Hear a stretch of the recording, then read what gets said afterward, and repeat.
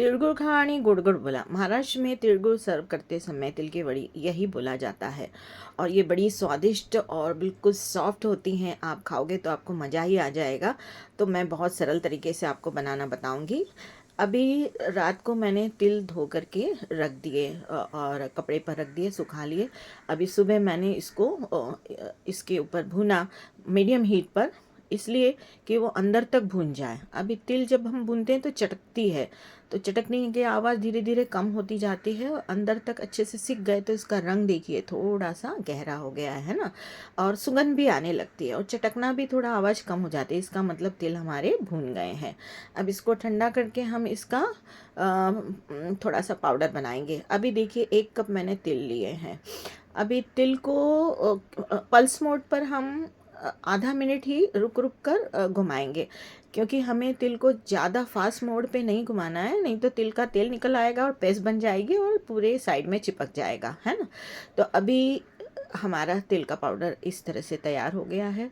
आपको मैं बताती हूँ, ये दरदरा होता है और इस तरह से हमें इतना ही ज़रूरत है।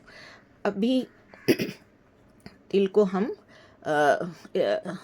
तिल की वड़ी के ऊपर हमें जो नारियल का घिसा हुआ नारियल है उसको डेकोरेशन के लिए थोड़ा लगाना है। ज़रूरी नहीं है, पर यदि हम मेहमानों को सर्व करते हैं तो हम ज़रूर से लगाएं।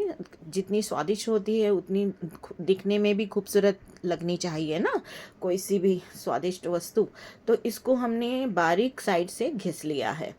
और अभी देखिए आप ऐसे ही यूज़ कर सकते हैं, पर मैंने थोड़े से नारियल को केसरिया रंग दिया है, तो मैं केसरिया और सफ़ेद मतलब नेचुरल दोनों ही डाल करके तिल की वड़ी को डेकोरेट करूँगी।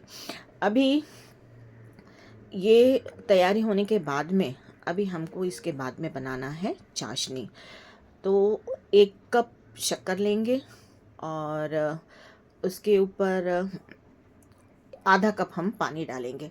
अच्छा, तिल की वड़ी का इतना महत्व होता है तो केवल से संक्रांति में 2-4 दिन बना के खाया बस इतना नहीं।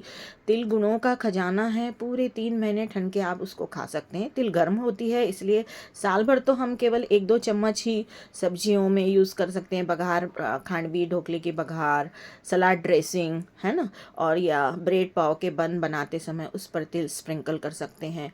तो इससे तिल का यूज़ तो करना ही है।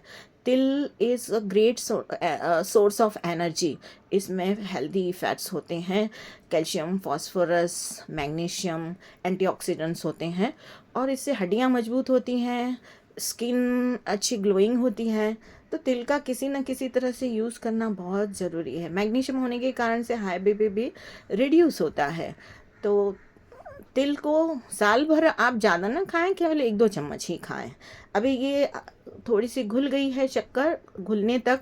उसके बाद उसमें लोग डरते हैं चाशनी के लिए। अब बताएं चाशनी कैसे हो गई। तो 2 तार की चाशनी, मतलब ऐसे हमने कुछ 1 ड्रॉप लिया और फिंगर के ऊपर ऊपर नीचे किया तो ऐसी मोटी तार दिखती है, तो बस हमारी चाशनी हो गई। इसको 2 तार की चाशनी बोलते हैं। गैस ऑफ कर दिया, उसमें हमने तिल का कुट्टा पूरा डाल दिया और इसको पूरा अच्छे से मिला लेंगे। और अच्छे से मिलाने के बाद में हमें इसको एक ट्रे में सेट करना है। अभी ये जो तिल की वड़ी है, इसको जब हम सेट करेंगे तो 5-10, हाँ देखिए ये ट्रे ली है मैंने, इसमें घी लगाया है और आधे ही पोर्शन में लगाया है कि उतनी ही ज़रूरत है। अब इसके ऊपर ये पूरा हम मिक्स डाल देंगे, उसको स्प्रेड करेंगे और उसको फैला देंगे। हमको जितनी थिक वड़ी चाहिए उतना ही। और उसके आपको ऐसा लग रहा है ये पतला है, बिल्कुल भी नहीं, ये तुरंत सेट होता जाता है। 5 मिनट में तो वड़ी सेट भी हो जाती है ना। तो इसके लिए हमें थोड़ा सा टाइम भी मिलता है कि इसको हम अपने हिसाब से फैला सकें। तो ये पूरा मैंने अच्छे से फैला लिया है और अब फैलाने के बाद में इसके ऊपर मैं नारियल का घिसा हुआ नारियल डालूँगी और पूरा सरफेस जो है उसको अपन कवर कर लेंगे। तो दिखने में बड़ी खूबसूरत लगती है, बड़े बूढ़े भी अच्छे से खा सकते हैं। और नहीं तो बाज़ार में मिलने वाले कड़क लड्डू जो होते हैं ना, वो तो किसी को मतलब बूढ़े लोग तो सच में नहीं खा सकते। और ये तो बहुत ही स्वादिष्ट हैं। और अभी आपको मालूम पड़ गया होगा कि बनाना इतना कठिन नहीं है, तो आप ज़रूर बनाइए और आपके कमेंट मुझे ज़रूर बताइए और ज़्यादा से ज़्यादा शेयर कीजिए। आपको कुछ प्रॉब्लम आए तो मुझसे पूछिए, पर आप ज़रूर आपके कहाँ से देख रहे हैं, आपके कमेंट्स तो मुझे ज़रूर योर भेजिए, यही मेरी आपसे रिक्वेस्ट है। और शेयर भी कीजिए रेसिपी को, ज़्यादा से ज़्यादा सब्सक्राइब भी कीजिए।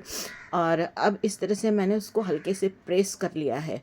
अभी इससे वो चिटक जाती है, और थोड़ा सा फिर और शेप वगैरह आपको लगे तो बराबर कर दीजिए बस। और अब इसको हम 5-10 मिनट के लिए छोड़ देंगे। उसके बाद हम इसकी, देखिए कितनी खूबसूरत लग रही है, इसके बाद हम इसकी वड़ी कट करेंगे। तो अब मैं इसके, आप मनचाहे आपको जिस भी शेप में वड़ी काटना है उसमें वड़ी वड़ी, और हिंदी में उसको बर्फ़ी बोलते हैं, जो भी है, पर इसको महाराष्ट्र में वड़ी ही बोला जाता है। तो ये इस तरह से मैंने इसको कट कर लिया है, और काफ़ी इजीली वो कट भी हो जाती हैं। अब इसको मैं एक ट्रे में सजा के आपको बताती हूँ, और ये भी बताती हूँ कि वड़ी इतनी सॉफ्ट है मुंह में घुल जाने वाली, आपको मज़ा ही आ जाएगा। आप ज़रूर ज़रूर बनाइए। अब ये देखिए मैंने काले रंग की ट्रे ली है, वो इसलिए ली है कि संक्रांति में महाराष्ट्र में काले रंग का बहुत महत्व होता है। जितनी भी सुहागन होती है हल्दी कुमकुम में काले रंग की जरी वाली साड़ियाँ पहनती हैं, सोने के गहने पहनती हैं, और बड़ी खूबसूरत लगती हैं। अब मैंने नारियल ये केले के पत्ता जो होता है वो, उसके ऊपर ये वड़ियाँ सजा रही हूँ।